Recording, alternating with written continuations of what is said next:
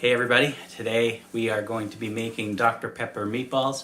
I've got all the ingredients ready. I've got the stove ready. We're going to be cooking it up on the stove. If you're looking for the ingredients to this recipe, I've added it as a link in the description. And if you enjoy these videos, please subscribe to my channel, and I look forward to hearing from you soon. Thanks.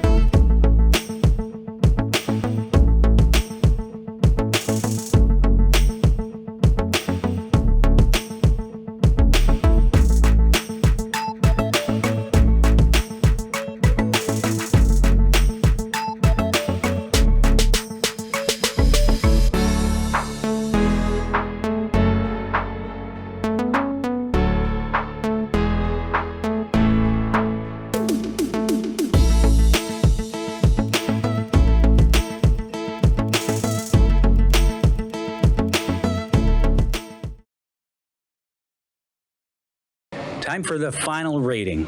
After all was said and done, the very picky 12-year-old gave it a rating of a 1.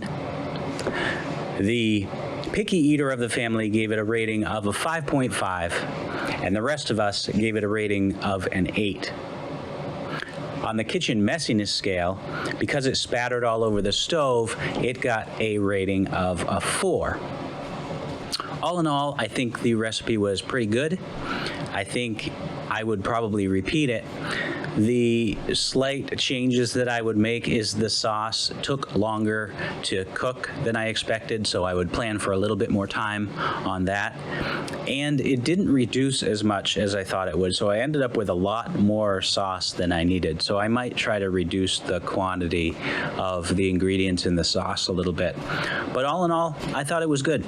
I have a link to the recipe for this in the description. And if you like this video, please click subscribe, and I hope to be seeing you soon. Thanks.